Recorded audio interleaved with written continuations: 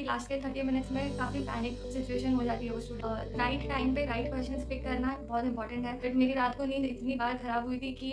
Hello everyone, this is Palak Thakkar from IIT Guwahati and I am your mentor on being IT YouTube channel. JEE advance बहुत पास आ रही है और मैं 2-3 दिन से ट्राई कर रही हूँ आपके लिए कुछ पॉइंट्स फॉर्मुलेट करने जिन्होंने शायद मेरे स्कोर पे मेरा स्कोर अफेक्ट किया और जिसका आपके स्कोर पे एक पॉजिटिव इम्पैक्ट हो सकता है। रिसेंटली मुझे एक स्टूडेंट ने डाउट पूछा था कि उसने 2021 और 22 के जेईई एडवांस के मॉक टेस्ट दिए और उसमें केमिस्ट्री में उसे 1 आवर लग गया और रिमेनिंग टाइम उसने फिजिक्स और मैथ्स के लिए दिया। एंड ऑफ पेपर में उसे ऐसा लग रहा था कि अगर मैथ्स में थोड़ा ज़्यादा टाइम दिया होता तो शायद से टोटल स्कोर बेटर होता उसका।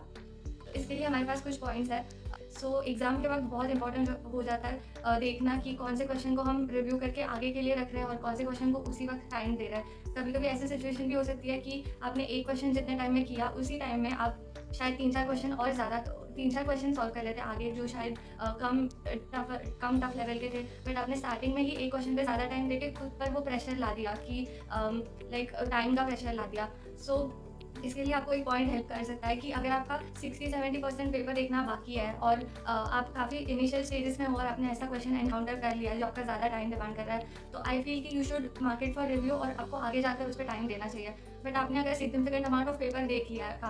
काफ़ी सारे क्वेश्चन अटैम्प्ट कर चुके हो आप, तब आप फर्स्ट टाइम ऐसा क्वेश्चन एनकाउंटर कर रहे हो जो आपको टाइम डिमांड कर रहा है, तो आई थिंक कि टाइम दे देना चाहिए। तभी ज़्यादा स्ट्रेस नहीं लेना चाहिए टाइम के लिए क्योंकि आपने काफ़ी अच्छे नंबर ऑफ क्वेश्चन ऑलरेडी कर लिया है, तो तभी टाइम देने में कोई दिक्कत नहीं है। सो इस पॉइंट को मैं थोड़ा शॉर्ट करके आपको एक्सप्लेन करती हूँ कि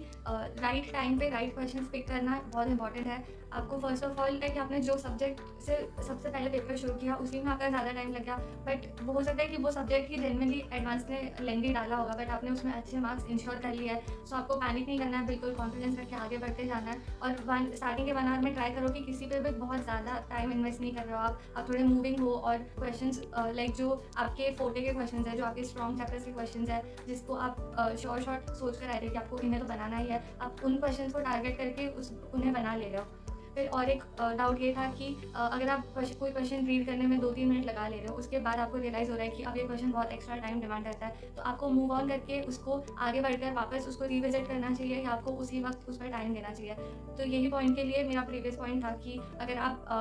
60-70% पेपर आपका बाकी है तो फिर आपको आगे बढ़ जाना चाहिए और अगर आप काफ़ी अमाउंट ऑफ क्वेश्चंस कर चुके हो तो you should consider giving it time and solving it till and. याद रखना कि एक्यूरेसी बहुत इंपॉर्टेंट है, तो अगर आपका थोड़ा सा टाइम हियर एंड देयर हो भी गया तो भी इट इज़ फाइन, बट आपने अगर क्वेश्चन अच्छे से सॉल्व किया और आपने मार्क किया तो जैसे जैसे आप एक क्वेश्चन मार्क कर रहे हो आप आपके मन में कॉन्फिडेंस लाओ कि आप बहुत अच्छा कर रहे हो and your paper is going well. और एक डाउट ये था कि लास्ट के 30 मिनट्स में काफ़ी पैनिक सिचुएशन हो जाती है वो स्टूडेंट के लिए,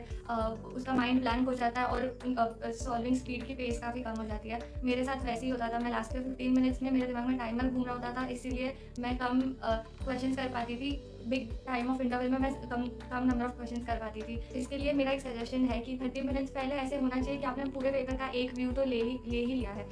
अगर 30 मिनट्स पहले आपको पता है कि आपने वो सारे क्वेश्चंस कर लिए हैं जो आपसे बनने वाले थे, तो आप में ऑटोमेटिकली एक कॉन्फिडेंस होगा, आप पैनिक नहीं कर रहे होगे और उसके बाद आप जो एंड के 30 मिनट्स में जो भी क्वेश्चन करोगे it is just gonna be bonus for your rank, for your score. तो उसी कॉन्फिडेंस के साथ हो सकता है कि आप ज़्यादा नंबर ऑफ क्वेश्चन कर लोगे। तो ट्राई करो कि 30 मिनट्स पहले आपका एटलीस्ट पूरा पेपर एक बार व्यू हो चुका है, ऐसे क्वेश्चन नहीं बचा है जिसको आपने एक भी बार नहीं देखा है 30 मिनट्स पहले। तो this points can be helpful.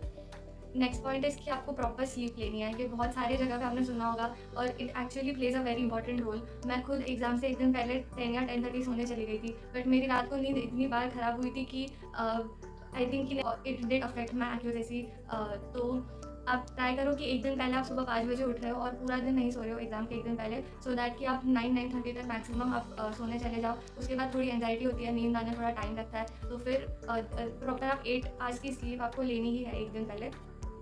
और एग्ज़ाम सेंटर पे प्रायर टाइम पहुंच जाना, आप थोड़ा वो एनवायरनमेंट से आप यूज़ टू हो जाओगे, उसके बाद आपको पेपर देते वक्त आपका कंफर्ट लेवल अच्छा रहेगा और कोई भी परफॉर्मेंस प्रेशर के साथ मत जाना, थोड़ा चिल होके जाना, it is just a normal day ऐसे सोच के जाना और give your best in exam और ऑल द बेस्ट।